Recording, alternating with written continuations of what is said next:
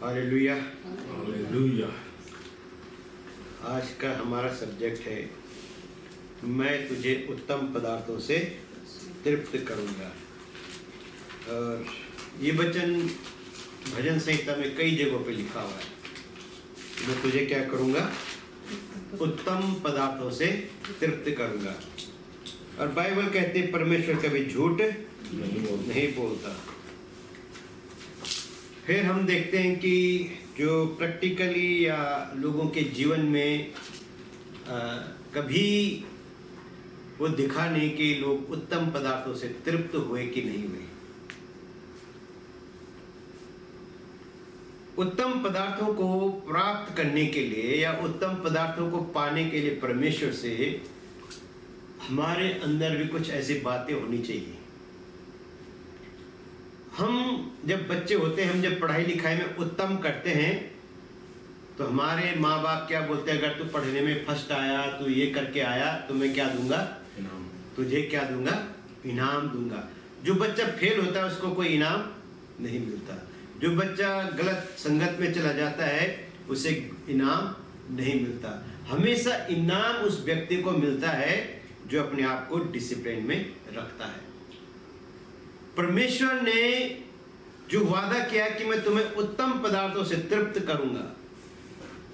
Old testament में परमेश्वर ने लोगों को उत्तम पदार्थ दिए और उनमें सबसे पहला पदार्थ क्या था? स्वर्गीय मन्ना।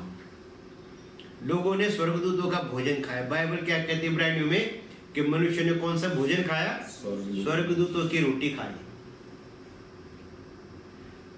ये नहीं कि प्रभु देता नहीं है। उत्तम पदार्थ आप वो मत सोचो जो आपको दिखते हैं। उत्तम पदार्थ वो है जो आपको अभी दिख नहीं रही है पर आपको महसूस करने हैं। तो उत्तम पदार्थ मिलेंगे कैसे और उत्तम पदार्थों में हम सहभागी कैसे होंगे? उसके लिए हमें जरूरत है कि हम उन बारीकियों को समझें कि खुदाबंद हमें उत्तम पदार्थ देगा कैसे। और आज की डेट पे हम देखते हैं कि उत्तम पदार्थ किसको मिलते हैं? दुनियावी नजर से जो झूठ बोलते हैं, धोखेबाजी के काम करते हैं, लोगों को छल कपट करके पैसा रगड़ते हैं, लोगों को गलत तरीके से बोलते हैं। उन लोगों को इस धरती के उत्तम पदार्थ मिलते हैं। पर हम सीखेंगे उत्तम पदार्थों के बारे में। परमेश्वर ने कहा मैं तुम्हें उत्तम गेहूं से तृप्त करूंगा। मैं तेरी जवानी को तुझे उत्तम पदार्थ खिलाऊंगा और तेरी जवानी को क्या कर दूंगा? नया कर दूंगा। तुझे मैं नए सिरे से सब कुछ कर दूंगा। तो हमें उत्तम पदार्थ अगर खाने हैं, अगर हमें उत्तम पदार्थ चाहिए तो हमें अपने जीवन को उत्तम बनाना होगा। और जब तक हम अपने जीवन को उत्तम नहीं बनाएंगे, परमेश्वर के स्टैंडर्ड में नहीं रखेंगे, तो हमें वो उत्तम और उसके बाद सर्वोत्तम, उत्तम के बाद क्या आता है? सर्वोत्तम। वो तभी मिलेगा जब हम अपने आप को अलाइनमेंट में रखेंगे, प्रभु के साथ सही रिलेशनशिप में रखेंगे।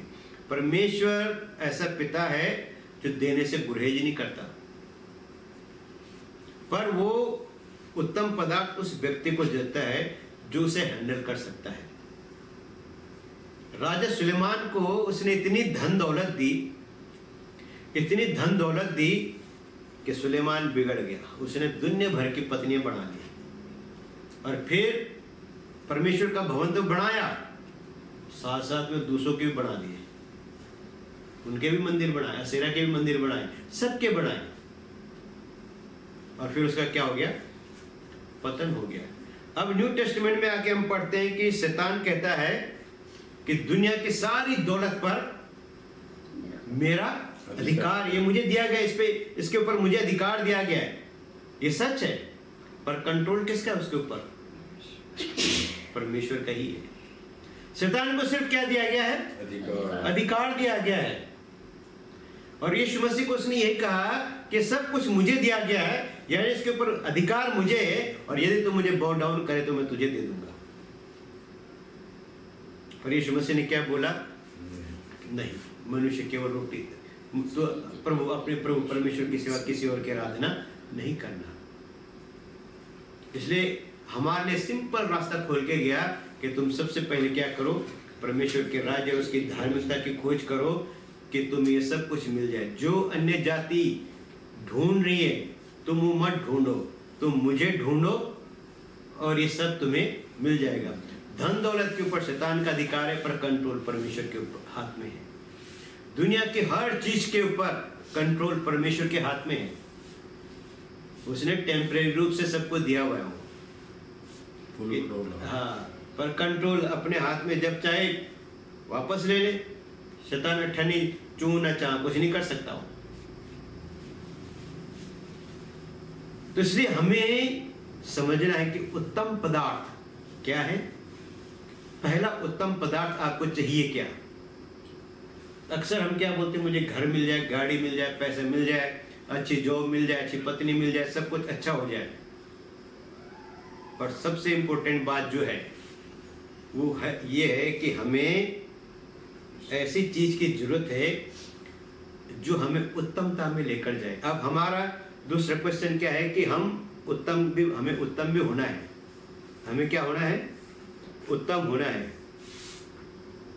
क्या बनना हमें, उत्तम। अब जब तक आप उत्तम नहीं बनेंगे तो आप उत्तम चीजों को नहीं पा सकते हैं। तो अब हमारे पास क्वेश्चन होगी, हम उत्तम बने कैसे, है कि नहीं। कौन हमें उत्तम बनाएगा। क्या आप अपने एफर्ट से बन सकते हैं। तो उत्तम बनने के नियम कहां दिए गए हैं, यहीं पे है। प्रभु ने कहा सिर्फ परमेश्वर सर्वोत्तम है, परमेश्वर महान है। पर आज मैं आपको सिखाऊंगा परमेश्वर के प्रकाशन से कि आपको उत्तम बनना कैसे है। याकूब की पत्री खोलिए, पहला अध्याय।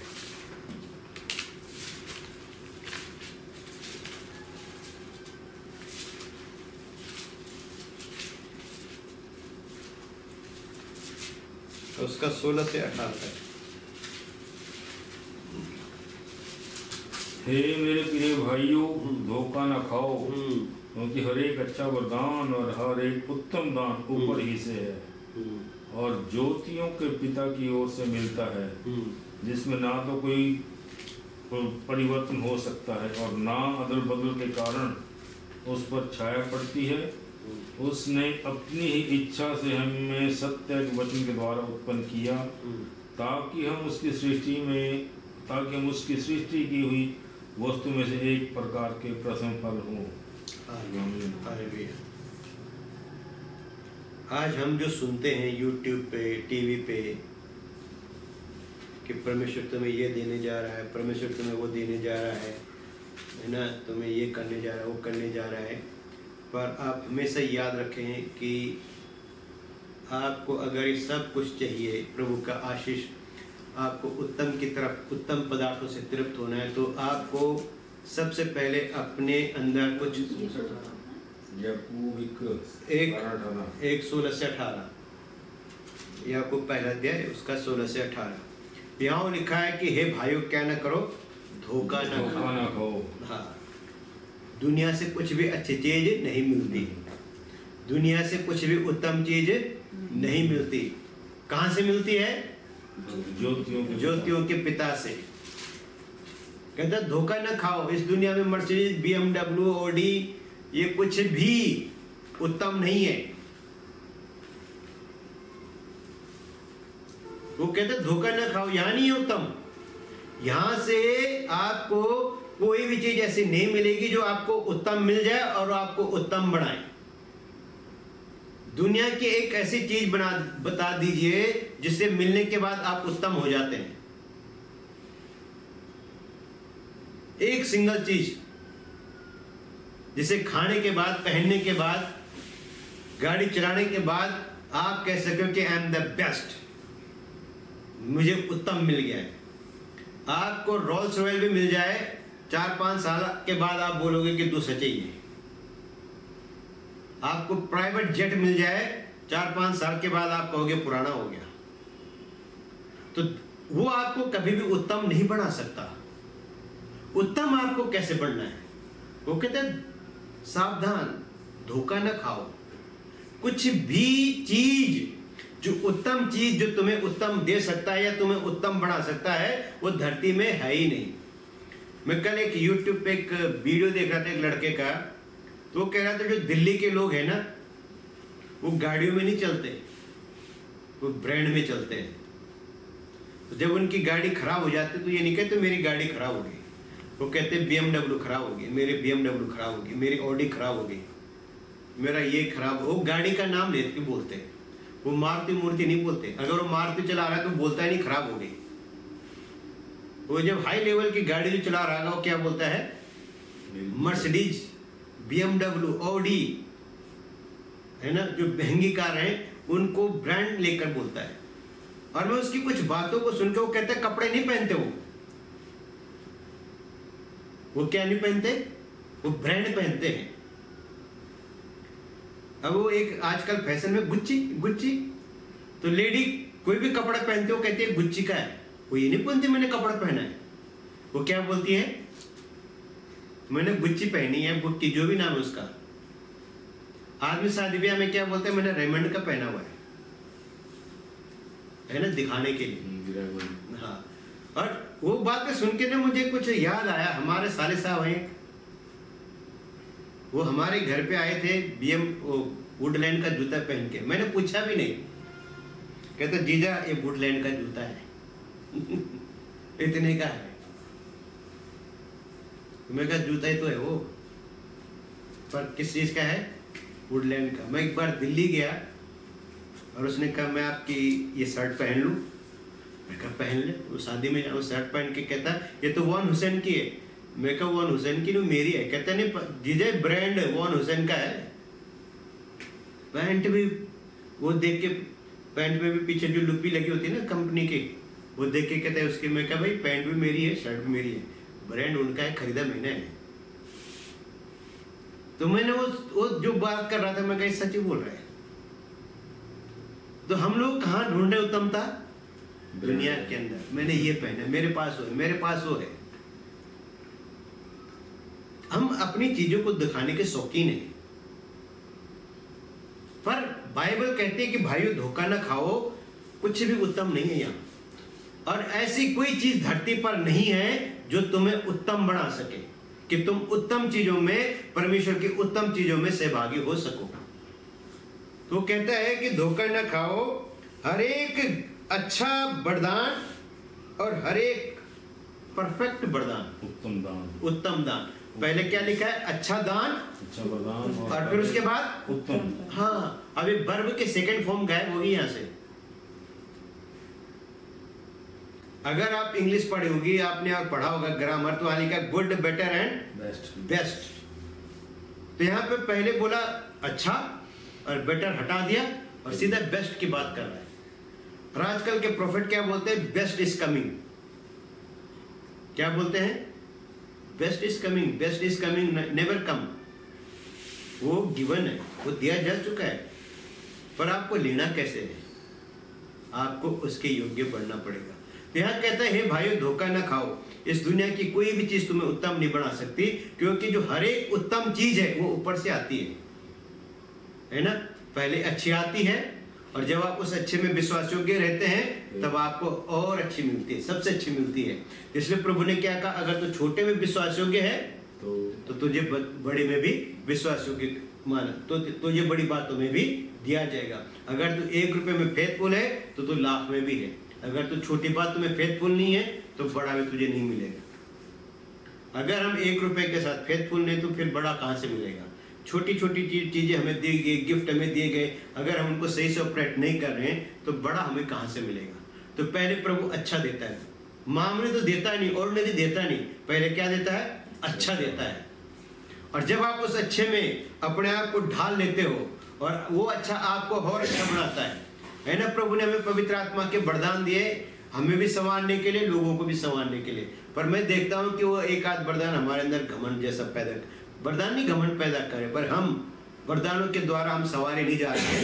हमारे पास जो वरदान है हम उससे सवार नहीं रहे, लेकिन हम अपने आप को उनके द्वारा गड़बड़ पैदा कर रहे हैं।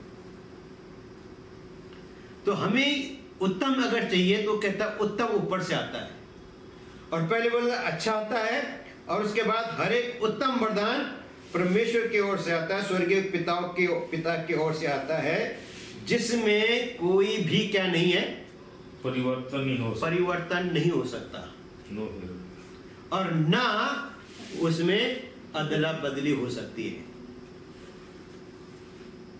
परिवर्तन क्यों नहीं हो, क्या दे दिया सो दे दिया, वो बदल नहीं सकता, वो अपरिवर्तन नहीं है। वो आपको परिवर्तन कर देगा पर वो खुद परिवर्तन नहीं होगा। तो आपको क्या करना है कि जब वो आपको मिलता है, जो 1 तोड़ा मिला, 2 तोड़ा मिला, 3 तोड़ा मिला, उसको छुपाना नहीं है, उसको यूज करना है, उसको इस्तेमाल करना है प्रभु की महिमा के लिए। तब प्रभु आपको तोड़े को बढ़ाएगा, आपके सिस्टम को बढ़ाएगा और आपको और उत्तम देगा। वो उत्तम आपको तब मिलेगा जब आप छोटे में विश्वास योग्य हैं। अभी छोटा में आपने अपने आप को संवारा नहीं, अपने आप को इसमें ढाला नहीं, मोल्ड नहीं किया, तो फिर बड़ा मिलने की कल्पना भी करनी बेकार है। तो ये कहता है कि सब कुछ कहां से आता है, ऊपर से, और जो ऊपर से आता है उसके द्वारा पहले आप अपने आप को सेट करो, पहले अच्छे के द्वारा अपने आप को अच्छा बनाओ, कैरेक्टर में लेके आओ, सही उसमें लेके आओ, फिर प्रभु आपको उत्तम देगा। पर उत्तम आपको तब तक नहीं मिलेगा जब तक आप अच्छे के साथ ठीक नहीं हो। बढ़िया चीज आपको तब मिलेगी जब आप मामूली चीज के साथ सही डील करते हो। आप जॉब करते हैं, आप कुछ भी करते हैं, जब आपको छोटी छोटी जिम्मेवारी दी जाती है और आप उसको सच्चाई ईमानदारी से करते हो तो आप हर एक की नज़र में आते हैं। बेशक जो कंपनी में मालिक लोग हैं वो भी जानते हैं कि चापलूस लोग कौन है और ईमानदार लोग कौन है। वो ईमानदारों को चुपचाप से दान करते हैं, उनको चुपचाप से प्रमोट करते हैं, क्योंकि उनको पता है कि ये बंदा प्रमोट होके और अच्छा करेगा। तो जो लोग अपने आप को लेवल पे लाके ऊपर उठाते हैं, चीज़ों को सही इस्तेमाल करते हैं, तब परमेश्वर उनको क्या देता है, उत्तम देता है। और जिसमें बोला कोई परिवर्तन नहीं हो सकता, जिसमें कोई बदलाव नहीं हो सकता। आगे पढ़ेंगे 18। उसने अपनी ही इच्छा से हमें सत्य के वचन के द्वारा उत्पन्न किया। क्योंकि उसने हमें अपने ही इच्छा के द्वारा सत्य के वचन के द्वारा हमारी क्या की, उत्पत्ति की, हमें उत्पन्न किया। आगे कि हम उसकी सृष्टि की हुई वस्तुओं में से एक प्रकार के प्रथम फल एक प्रकार के प्रथम फल हो।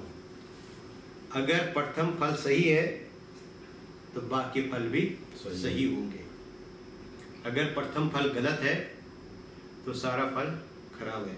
तो हमारा पहले उठा यीशु मसीह है, तो उसके पीछे जाने वाले कोई भी करप्ट आदमी नहीं हो सकता, क्योंकि करप्ट वहां पहुंच नहीं सकता।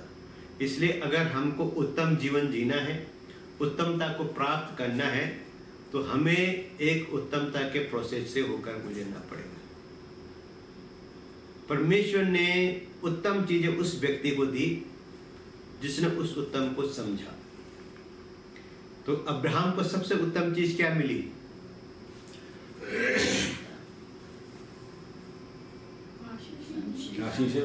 आशीष तो मिली, पर सबसे उत्तम क्या था? तो परमेश्वर ने उनको अपना दोस्त बनाया, हाँ जी, हाँ जी। अब्राहम को जो सबसे उत्तम मिला, कहता उत्तम वारिसों का जामीन, वाचाई। क्या मिली उसको? वाचाई। जिस जमीन के बारे में खुदा ने कहा मैं तुझे दूंगा, वो उसको नहीं मिली। उसने अपने दफनाने की जगह भी परचेज करी। तो उस क्या हुआ? उत्तम वाचाओं का जामीन बना। समझ गया? तो उसको क्या मिला? उत्तम। और सबसे उत्तम क्या था? Father of nation. Father of nation क्या था? फादर ऑफ नेशन, सब जातियों का पिता। ये नहीं बोला एक जाति का। कौन सी जातियों का? सब जातियों का, चाहे वो हिंदू, मुसलमान, सिख, ईसाई कोई भी हो, सब जातियों का पिता कौन है?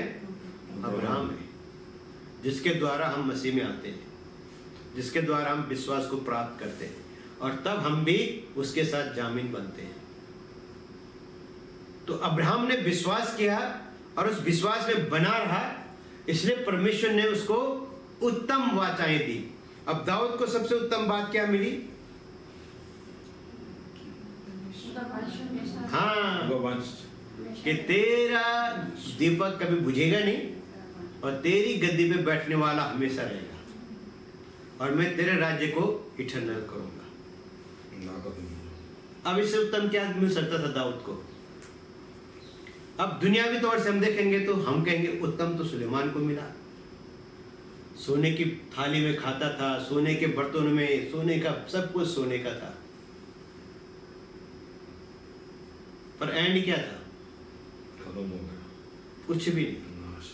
तो कहने का मतलब दुनिया की सर्वोत्तम चीजें उसके पास थी, सर्वोत्तम सुख विलास उसके पास था, ऐश्वर्य उसके पास था, विलासिता उसके पास थी, और आखिर में वो कहता सब कुछ व्यर्थ। खुद ही कर रहा आखिर में खुद ही क्या बोलता है? सब कुछ व्यर्थ, मैंने सब कुछ करके देख लिया, सब कुछ व्यर्थ है। सब व्यर्थ। और बाइबल में खुदा ने कहा न तो तेरे बाद कोई राजा इतना अमीर होगा, और न पहले तेरे से पहले कोई था। और बाइबल कहती है कि सुलेमान के दिनों में चांदी का कोई वैल्यू नहीं था, वो सड़कों पे फीकी हुई मिलती थी, खोटे सिक्के की तरह थी चांदी। हीरे, पन्ने, जेवरात, गोल्ड सुलेमान के टाइम में पीक पे थे। अगर आपके पास लाखों किलो चांदी है तो वे आप गरीबी काउंट किए जाते थे। जिसके घर में सोने चांदी के बर्तन नहीं है उसको गरीब काउंट किया जाता था सुलेमान के दिनों में। और बाइबल कहते उसके दिनों में कोई गरीब नहीं हुआ, था ही नहीं। तो क्या सर्वोत्तम मिल गया? दुनिया की सर्वोत्तम लग्जरी सुलेमान के पास थी, पर सुलेमान सर्वोत्तम नहीं बन पाया। आखिर तक वो उस चीज को बना के नहीं रख सका। तो हमें समझना है कि अगर सर्वोत्तम पाना है, उत्तम पाना है, तो उत्तम बनना है। और उत्तम बनने के लिए हमें एक एडवांस और लेना है। इसी याकूब 3 का 13 से 18 पढ़ेंगे। तुम में ज्ञानवान और समझदार कौन है? जो ऐसा हो वह अपने कामों को अच्छे चाल चलन से उस नम्रता सहित प्रकट करे जो ज्ञान से उत्पन्न होती है। पर यदि तुम अपने अपने मन में कड़वी डाह और विरोध रखते हो तो सत्य के विरोध में घमंड ना करना और ना तो झूठ बोलना। यह ज्ञान वह नहीं जो ऊपर से उतरता है, वर्ण संसारिक और शारीरिक और शैतानी है। क्योंकि जहाँ डाह और विरोध होता है वहाँ बखेड़ा और हर प्रकार का दुष्कर्म भी होता है। पर जो ज्ञान ऊपर से आता है वह पहले तो पवित्र होता है, फिर मिलनसार, कोमल, मधुभाव और दया और अच्छे फलों से लदा हुआ और पक्षपात और कपट रहित होता है। मिलाप कराने वाले धार्मिकता का फल मेल मिलाप के साथ बोते हैं। आमीन, आमीन, हालेलुया। अब यहाँ से आता है प्रोसेस कि आपको महान कौन बनाता है। तो यहाँ पे 13 में वो कहता है कि तुम में से जो क्या हो, बुद्धिमान और ज्ञानी हो। या तुम में से बुद्धिमान और ज्ञानी कौन है? वो क्या करे? वो अपने कामों के द्वारा, अपने चरित्र के द्वारा उसे प्रकट करे। अब बहुत से दुनिया के अंदर क्या है, बुद्धिमान और ज्ञानी लोग हैं, पर उनका चरित्र क्या है? वो चरित्रवान नहीं है। मोस्ट ऑफ लोग जेलों में चले गए, रेप के केसों में, दूसरे केसों में। तो यहाँ कहता है तुम में से जो बुद्धिमान और ज्ञानी है, या जो तुम में से अपने आप को बुद्धिमान और ज्ञानी समझता है, वो अपने आप को नम्रता, दीनता और चरित्र के साथ लोगों के सामने प्रकट करें कि वो कह सके कि तुम सचमुच ज्ञानी हो। दुनिया की नजर में ज्ञानी कौन है?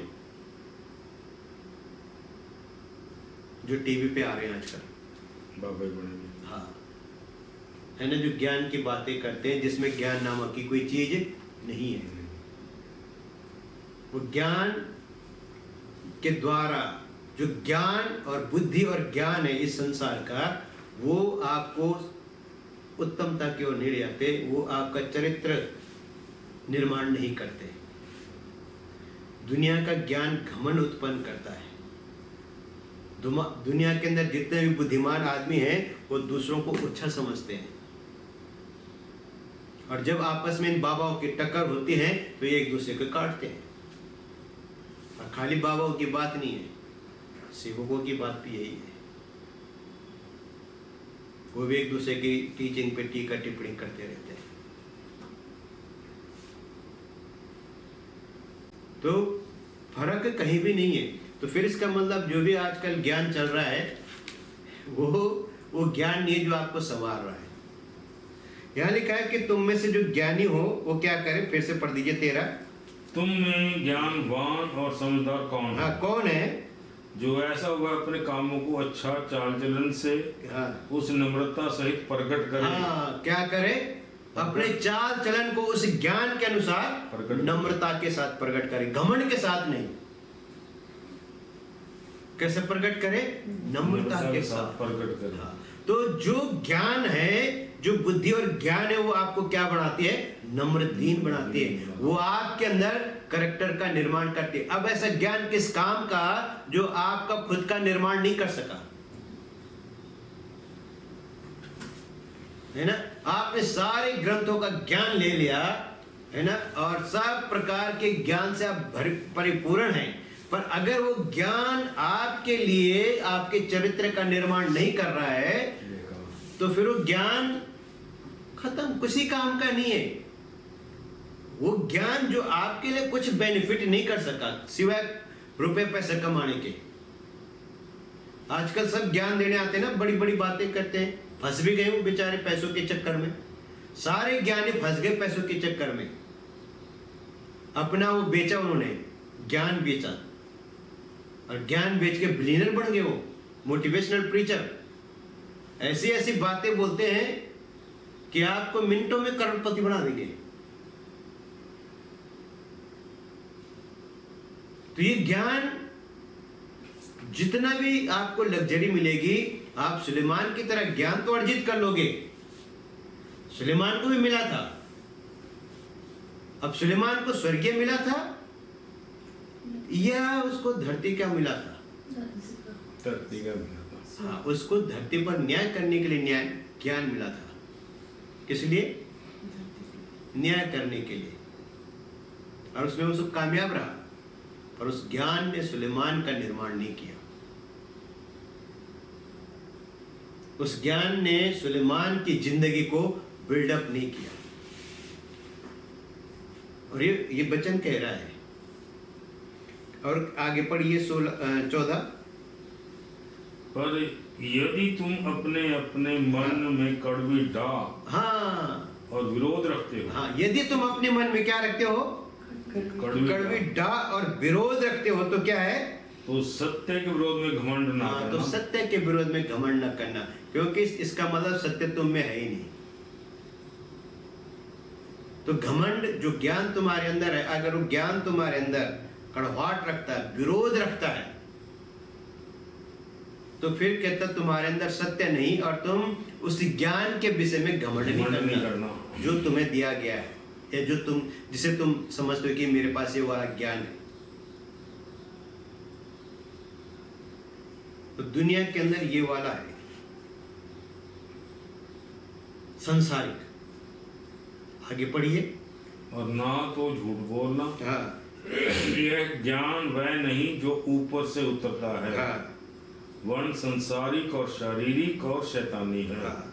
ये कहते तुम झूठ मत बोलना कि मेरे पास नॉलेज है, मेरे पास विजडम है, पर जो अगर तुम ढा रखते हो, तुम्हारे अंदर जलन है, तुम्हारे अंदर ईर्ष्या है, तुम्हारे अंदर सब प्रकार की बुराइयां पड़ी हुई हैं, तो कहते तुम झूठ मत बोलना। क्योंकि जो ज्ञान तुम्हारे अंदर है, जिसकी वजह से तुम्हारे अंदर ये गुण उत्पन्न हुए हैं, ये क्या है? संसारिक है। हाँ। शैतानी है और क्या है, शैतानी शारीरिक है। शरीर संसार। शारीरिक है, संसारिक है, सेंसुअल है, मतलब लस्टफुल है ये। जो ज्ञान आपका, जो विजडम आपका चरित्र निर्माण ना कर सके, और वो जो ज्ञान और बुद्धि आपके पास है और वो आपके अंदर इन चीजों को उत्पन्न कर रही हैं, वो आपके जीवन में इस चीज को प्रमोट कर रही हैं, तो फिर कहता है तुम अंधेरे में हो, क्योंकि वो सब कुछ जो तुम्हारे पास है वो कहां से नहीं मिला, ऊपर से। अब जो बोला ऊपर से मिलता वो कैसा है, पढ़िए आगे। क्यों ये ज्ञान वह नहीं जो ऊपर से उतरता है, हाँ, वन संसारिक शारीरिक, क्योंकि जहाँ डाह हाँ, और विरोध होता है, हाँ जी, वहाँ बखेड़ा हाँ। और हर प्रकार का दुष्कर्म भी होता है। हाँ, क्योंकि जो ये ज्ञान तुम्हारे पास है उसकी वजह से ये सब कुछ होता है। बखेड़ा होता है, सेल्फ सीकिंग है, मतलब स्वार्थी है, स्वार्थीपन है, सब कुछ बुराई की जड़ है। पर जो ज्ञान हाँ। ऊपर से आता है, हाँ, पर जो ज्ञान ऊपर से आता है पहले से वो पवित्र होता वो है, पहले पवित्र होता है, फिर मिलनसार, हाँ, फिर कोमल होता है, मधु भाव हाँ जी, और दया हाँ, और अच्छे फलों से लदा हुआ हाँ, और पक्षपात और कपट रहित होता है। हाँ। जो ज्ञान ऊपर से आता है वो ऐसा होता है। और जब ये बुद्धि और ज्ञान आपको मिलेगा तो ये सबसे पहले आपको क्या करेगा, पवित्र करेगा। क्या करेगा आपको ये, पवित्र। हाँ, हालेलुया। हालेलुया। तो जो संसारी ज्ञान अब तक हम देख रहे थे वो आपको पवित्र नहीं करता, पर ये ज्ञान जो प्रभु से मिलता है, आपको पवित्र, जो विजडम प्रभु से मिलता है, वो सबसे पहले आपको क्या करता है, पवित्र करता है, आपको पवित्र बनाता है। उत्तम बनाना शुरू कर दिया।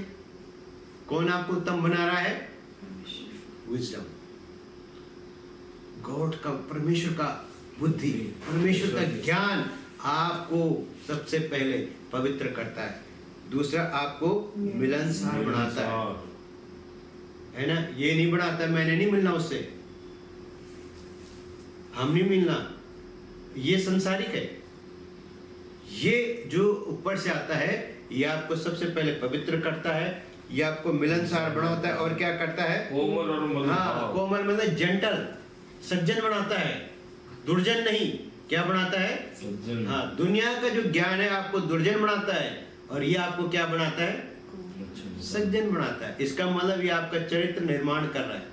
और जब आप ऐसे बढ़ेंगे तो आपको उत्तम अवसर मिलेगा। आगे क्या बनाता है, मधु भाव हाँ, विलिंग टू एवरी, और दया और ये आपके अंदर सब प्रकार के अच्छाई के फलों को लेकर आता है ना। हिंदी में थोड़ा ट्रांसलेशन में वो है, यहाँ पे लिखा है yielding to full of mercy and good fruit, पूरी दया अनुग्रह से भरकर आपके अंदर हर प्रकार का अच्छा फल लेकर आता है। ये है हेवनली विजडम जो आपको उत्तमता के रास्ते पे ले जाता है। ये आपको उत्तम बनाता है, और तब प्रभु आपको क्या देता है, उत्तम देता है ना। आगे पढ़िए। मिलाप कराने वाले धार्मिकता का फल और मेल मिलाप के साथ बोते हैं। हाँ, कैसे बोलते हैं, मेल मिलाप के साथ बोलते हैं, मेल कराने वाले। तो अगर हमने अच्छा बनना है और हम चाहते हैं कि हमें उत्तमता में हिस्सा बने, हम उत्तम बातों में सहभागी बने, तो हमें जरूरत है परमेश्वर की बुद्धि, ज्ञान और समझ की। और जब हमें ये मिलेगा, ये हमारे अंदर चरित्र निर्माण करेगा, ये हमें उत्तम बनाएगा। और जब हम उत्तम बनेंगे तब हमें उत्तम चीजें मिलेंगी। और जब तक हम अपने आप को उत्तम नहीं बनाएंगे, हमें कुछ भी उत्तम मिलने वाला नहीं है। फिर धोखे की बात है, फिर फरेब की बात है कि हम धोखे में जी रहे हैं। हम एक धोखे की जिंदगी जी रहे हैं कि हमें उत्तम मिलने वाला है।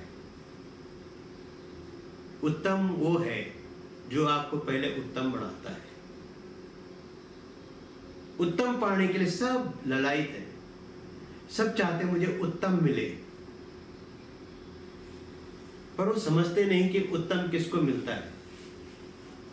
अब एक बच्चा नीचे से थ्रू आउट फर्स्ट क्लास होके जाता है, आगे वो हार्ड मेहनत करता है, वो IAS PCS बनता है। अब उसने नीचे से अपनी क्या रखा, उत्तमता की तरफ भागा, अपने आप को उत्तम बनाए रखा पढ़ाई में, तो एक दिन वो उसे अचीव भी करता है। पर एक बच्चा हमने स्कूल भेजा और आधे से वो इधर चला गया, आधे से फिर उधर चला गया, हम खींच खांच के लाए, फिर इधर उधर चला गया, फिर वो कहाँ जाएगा? क्या उसे उत्तमता मिलेगी? चाहे वो प्राइवेट में काम करेगा या गवर्नमेंट में काम करेगा, कहीं पे भी जाओ, आपका एजुकेशन ये जो भी आपके अंदर बेस्ट है उसी को देख के आपको आगे प्रमोशन मिलता है। दुनिया का ये रूल है, इसी तरह खुदा का भी रूल है। दाऊद कौन था? एक चरवाहा था। किसी स्कूल में पढ़ा लिखा हो, कहीं स्कूल गया और उसे किसी ने तो सिखाया, वो बाजा बजाना किसी ने तो सिखाया, भजन लिखने किसी ने तो सिखाया, परमेश्वर की व्यवस्था किसी ने तो सिखाई। तो दाऊद को उत्तम चीज कहां से मिली? ऊपर से। और दाऊद को उत्तम बनाया किसने? यीशु ने। हाँ। अगर हम सुलेमान और दाऊद की कल्पना कंपेयर करें तो दाऊद उससे 100 गुना ज्यादा बेहतर था। दाऊद के पास सुलेमान से ज्यादा बुद्धि ज्ञान समझ था, क्योंकि दाऊद ने वो सब नहीं किया। दाऊद के पास वो सब था, पर दाऊद ने उसको कभी अपने लिए इस्तेमाल नहीं किया। सुलेमान ने क्या किया? खाली मंदिर बनाया, मंदिर का सारा सामान इकट्ठा किसने किया? दाऊद ने किया। उत्तम वो है जो आपको दिखता नहीं, लेकिन एक दिन आप उसका स्वाद चखेंगे जरूर। अब्राहम एक उत्तम देश की खोज में निकला। शुरुआत में उसको लगा कि जहां मैं जा रहा हूं उत्तम देश है। अगर आप इब्रानियों 11 अध्याय पढ़े, शुरू में उसको लगा कि कनान क्या है? एक बढ़िया देश है। अगर आप इजराइल जाओ ना तो उजाड़ है, हमारे देश की तरह वहां हरियाली नहीं है, पर वहां जो कुछ उत्पन्न होता है यहां से 100 गुना ज्यादा होता है। वहां अगर आप 1 क्विंटल बो तो कितना निकलता है? 100। मतलब 100 गुना काटते हैं और हम 1 क्विंटल बोते हैं। हरियाली क्यों नहीं है? हरियाली क्यों नहीं है? उजाड़ देश है, पूरा डेजर्ट है इजराइल। जबरदस्त, वहां अंगूर जबरदस्त, हर चीज जबरदस्त। प्रभु ने क्या बोला? मैं तुम्हें उत्तम देश ले जा रहा हूं। क्या बोला? अब हम कैसे देखते हैं इजराइल को? आप जाके तो देखो, आप तो गए ना अरब कंट्री, बस ऐसे ही है।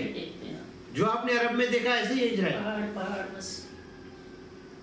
वही है इजराइल में। कहीं कहीं थोड़ी बहुत आपको हरियाली दिखेगी, सब कुछ है, तो अंदर सब कुछ है। उसे उत्तम, आप परमेश्वर की दृष्टि से देखेंगे तो आपको इजराइल में उत्तमता नजर आएगी। भारत देश में सब कुछ होता है, पर यहाँ उत्तम नहीं है। इजराइल में कुछ नहीं होता, पर जो कुछ होता है बढ़िया है, वो उत्तम होता है। वो अपने देश में ये यूरिया का यूज नहीं करते, आज तक नहीं किया उन्होंने।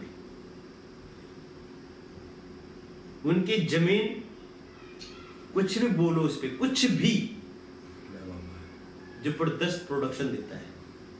और यहां हम अपनी जमीन को क्या क्या देते हैं। वहां धान भी होता है, धान की खेती होती है, पर उसमें सिंचाई करने के लिए उनके पास पानी नहीं है। पर चावल की कमी नहीं उनके पास। धान गेहूं की कमी नहीं है। वो किसी देश से कुछ भी इंपोर्ट नहीं करते, वो एक्सपोर्ट ही करते हैं। होगा। तो प्रभु ने उनको क्या बोला, मैं तुम्हें कहाँ ले जाऊंगा? उत्तम उत्तम देश। देश ले जाऊंगा।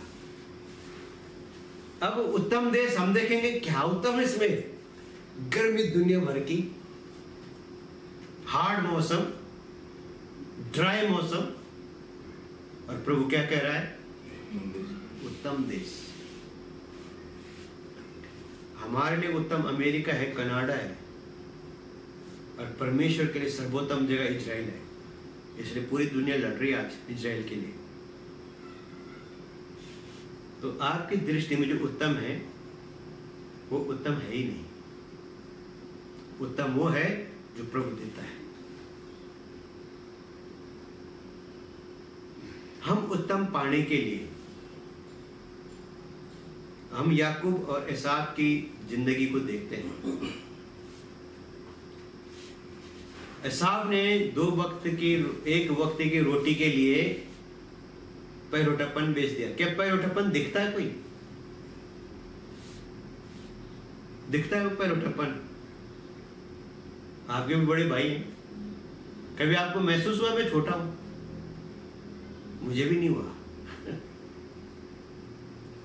किसी को महसूस नहीं होता है कि मैं छोटा हूं, पर याकूब को हुआ,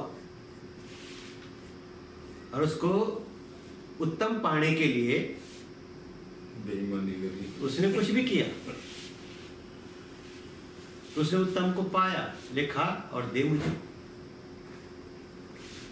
तो अगर आपके अंदर उत्तम पाने की होड़ है, तो आपको जो उत्तम आपको बनाएगा वो है बुद्धि, वो है ज्ञान, वो है समझ, जो बुरा ज्योतियों के पिता से मिलती है। और जब आपको ये प्रभु से मिलेगी, आप आशीषित पाएंगे।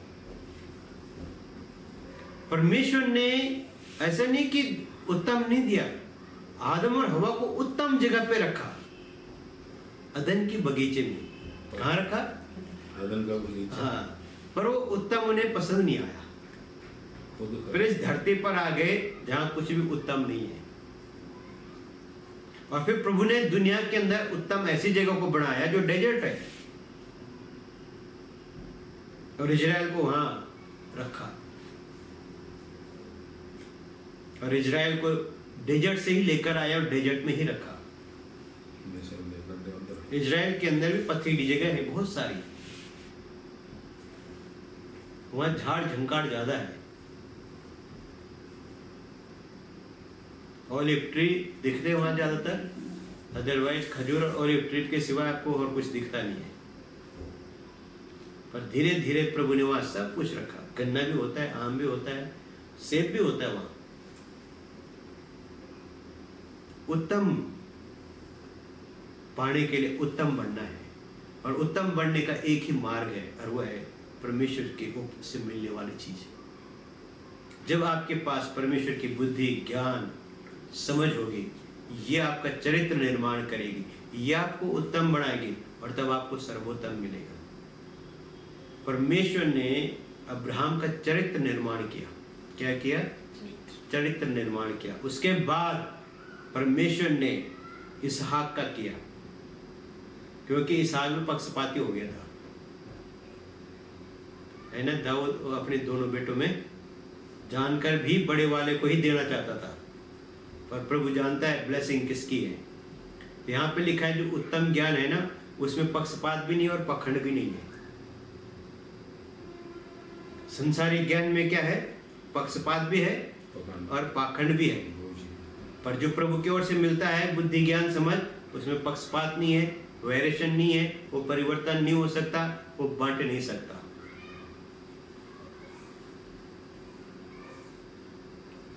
दुनिया का ज्ञान आपको कभी भी आपका चरित्र निर्माण नहीं करता। आपको दुनियावी रूप से वो आपको लग्जरी दे सकता है, पैसा दे सकता है, लेकिन शांति, सुकून नहीं दे सकता, सेटिस्फैक्शन नहीं दे सकता, संतोष रहना नहीं सिखा सकता, आपका चरित्र का निर्माण नहीं करता। और मैंने तो देखा जितनों ने भी दुनिया का ये ज्ञान प्राप्त किया, मैंने तो उनको चरित्र हनन ही देखा। सुलेमान को मिला, उसका चरित्र बर्बाद हो गया। जिसको भी मिला, आज भी देख लो आप अमीर लोगों के बारे में, फिल्म इंडस्ट्री के बारे में देख लो, ये सब क्या है? पैसे वाले लोग हैं। इनका फ्रंट स्क्रीन कुछ हो रहा है, बैक स्टेज कुछ हो रहा है। एक डार्क नाइट जीते। क्यों सुसाइड करते हो? गैंग नहीं लगी हुई उनके पीछे। जैसे लोग बोलते हैं ना कि वहां पे ये चलता है वो चलता है, नहीं नहीं नहीं। सुसाइड करने के पीछे ग्लानि है, गिल्टी है, जो यहूदा इस्करियोती के हुई थी। इन्होंने पैसा पाने के लिए कुछ भी किया। फिल्मों में दिखाते ना साजिशें, जमीन जायदाद हड़पने के लिए, पैसा हड़पने के लिए। जो जिस चीज को आप जिस तरह से हड़पोगे वो वैसे ही जाएगी। जिस तरह से आपने उसको बेईमानी से प्राप्त किया, वो बेईमानी से ही जाएगी। जैसे हम कहावत सुनते हैं ना, चोर का माल चंडाल खाए। तो जिस तरीके से आपने कमाया वो कमाई वैसे जाती है। जिस तरीके से आपके पास आया वैसे जाएगा। पर जो प्रभु की ओर से आएगा वो आपको वृद्धि करके जाएगा, वो आपको उत्तमता में लेकर जाएगा। हम उत्तमता की खोज में रहे। Best is not coming, best is given. वो दिया जा चुका है। हमने पहले पढ़ा कि कहां से मिलता है? उत्तम और सर्वोत्तम, अच्छा और उत्तम वरदान परमेश्वर से मिलता है। और वो मिल चुका है, वो दिया जा चुका है, पर हम उसे इस्तेमाल नहीं कर रहे। या हम अपनी समझ का इस्तेमाल कर रहे हैं, अपनी बुद्धि चला रहे हैं। कैसे मैं अपना मतलब सिद्ध करूं? तो हमें समझना है इन चीजों को कि मैं उत्तमता कैसे प्राप्त करूं। कठिन कुछ भी नहीं है। अगर आपने मांगना शुरू कर दिया प्रभु से, बुद्धि ज्ञान समझ, और फिर ये बोल दिया प्रभु क्योंकि तेरी वाणी में लिखा है कि ए पानी के द्वारा ये पवित्र मिलनसार ये बना देता, मुझे बना। और जब ये आपको मिलेगा, ये आप ऑटोमेटिक हो जाओगे। पवित्र होने के लिए आप क्या करेंगे? ये आपको पवित्र करेगा। जब आपके पास ये होगा, पवित्र आत्मा इसके द्वारा आपको पवित्र करेगा, मिलनसार बनाएगा, आपके अंदर चेंज करेगा, आपके जीवन को परिवर्तन करेगा, आपके चरित्र का निर्माण करेगा और आपको उस लेवल तक पहुंचाएगा जहां आपको पहुंचना है। पर अगर हम ऐसा नहीं कर रहे हैं, हमें कुछ और ही चाहिए, तो फिर उत्तम मिलना मुश्किल है। परमेश्वर उत्तम उसको देता है जो उत्तम बनना चाहता है, पर जो उत्तम नहीं बनना चाहता उसे उत्तम नहीं मिलता। जब सुलेमान का किंगडम डिवाइड हुआ तो सुलेमान को 2 हिस्से मिले और रिहोबाम को 10 हिस्से मिले। और 10 हिस्से मिलते ही जैसे वो इज़राइल में पहुंचा, उसने अपनी बुद्धि चलाई और उसने वहां बछड़े लगा दिए, 2 असेराएं बना दी और इज़राइल को कहा ये तुम्हारा यहोवा है। परमेश्वर ने उसको मिस्र से बुलाया, उसको सुलेमान के बेटे के सामने खड़ा किया और उसको 10 हिस्से दे दिए प्रोफेट के द्वारा। इज़राइल में तेरा 10 हिस्सा, इसको 2 ही रखूंगा मैं।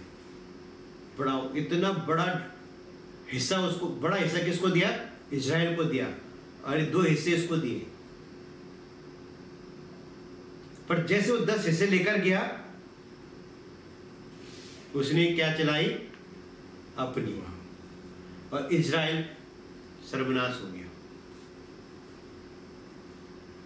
पर यहूदा इतनी जल्दी सर्वनाश नहीं हुआ। यहूदा के अंदर बहुत राजा ऐसे थे जो प्रभु का डर भय मानते थे। लेवी उनके पास थे, प्रॉफिट उनके पास थे। ये नहीं था कि इज़राइल में नहीं थे। इज़राइल के अंदर भी प्रभु ने प्रॉफिट भेजे, जिनमें एलिया और एलिशा था, खतरनाक प्रॉफिट। वो तब भी नहीं सुधरे। तो इजराइल को बेस्ट दिया तो 10 हिस्से ले जा, पर वो बर्बाद हो गया। यहूदा को सिर्फ 2 मिले। तो यह बात यह नहीं कि आपको ज्यादा मिला या कम मिला, बात यह है कि आपने संभाला नहीं। तो हम संभालेंगे कैसे? जब हम प्रभु से स्वर्गीय बुद्धि ज्ञान समझ को